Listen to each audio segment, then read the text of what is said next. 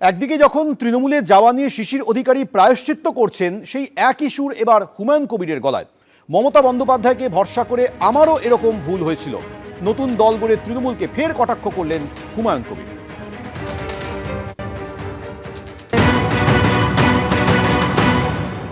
শিশির বাবুর বোধগম্য হয়েছে, তিনি সিনিয়র সিটিজেন, প্রায় ৮২-র উপর বয়স।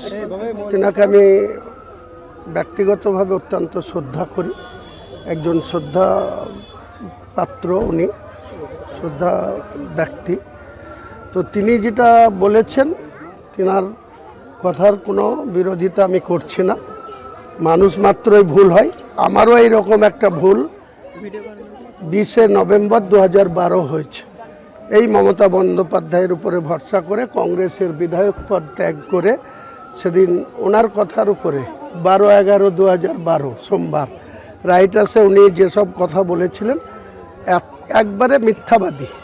এই বাংলার মুখ্যমন্ত্রী এত মিথ্যাবাদী, এটা আমিও একটা জ্বলন্ত প্রমাণ। কাজেই আমারও একটা ঐতিহাসিক ভুল হয়েছে। আগামী দিনে সেইটার যাতে প্রায়শ্চিত্ত করা যায়, তার জন্য আগামী দিনে আমি সেই ভুল সংশোধন এবং মানুষের কাছে আমার যে 20শে নভেম্বর 2012 যে কংগ্রেসের বিধায়ক পদ রিজাইন দিয়ে যে তৃণমূলে যোগদান করেছিলাম, সেটার জন্য আগামী দিনে আমি প্রায়শ্চিত্ত করব।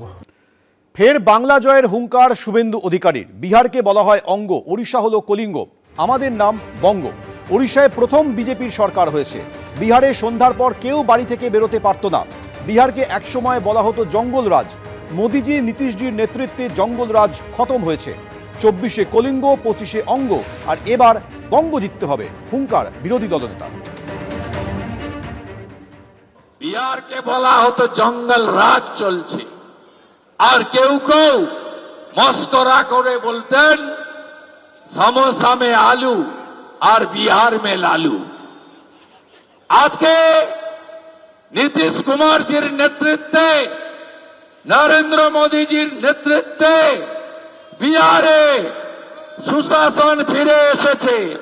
তাই 24শে জয় জগন্নাথ কলিঙ্গ, 25শে জয় সীতা মাইয়া কি জয় হয়ে গেছে অঙ্গ, আর এবারে মাতা কালী বলে বঙ্গ জিততে হবে।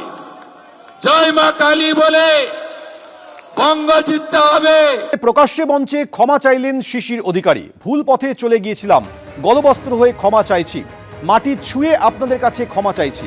ভুল পথে চলে গিয়েছিলাম, ভুল পথে আপনাদেরও সঙ্গে নিয়ে গিয়েছিলাম, তার জন্য ক্ষমা চাইছি, মন্তব্য শিশির অধিকারী।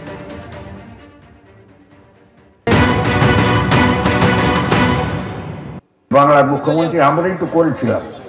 আজকে গলবস্ত্র হয়ে একবারে গলবস্ত্র হয়ে আপনাদের কাছে আমি থাকতে পারবো না। আমার দাঁড়াবার এখন শক্তি খুব কমে গেছে। গলবস্ত্র হয়ে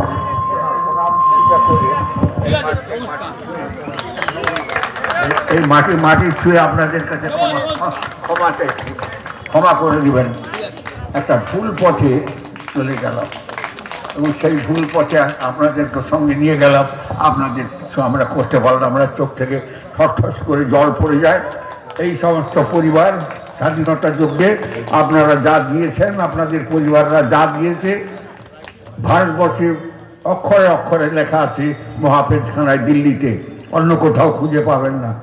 ব্রাহ্মণ সন্তান আপনাদের কাছে ক্ষমা চেয়ে নিচ্ছি। আমি ভুল করেছিলাম, আপনাদেরকে সেই পথে চালিত করেছিলাম, আপনারা ক্ষমা করবেন। ভুল পথে চলে গিয়েছিলাম, তার জন্য ক্ষমা চাইছি। শিশির অধিকারীর এই মন্তব্যের প্রেক্ষিতে কুণাল ঘোষ কি বললেন, দেখাবো। আজকে লোক দেখানো নাটক করে শিশির অধিকারী যদি বলেন তৃণমূলে যাওয়া ভুল হয়েছিল, তাহলে ফিরিয়ে দিন না সাংসদের পেনশন আর মন্ত্রিত্বের পেনশনটা। জীবনে সাংসদ হয়েছেন তৃণমূল থেকে, মমতা ব্যানার্জি করেছে। কেন্দ্রীয় মন্ত্রী একবার হয়েছেন, মমতা বন্দ্যোপাধ্যায় করেছেন। আপনার ঘনিষ্ঠ যে কজন আছে,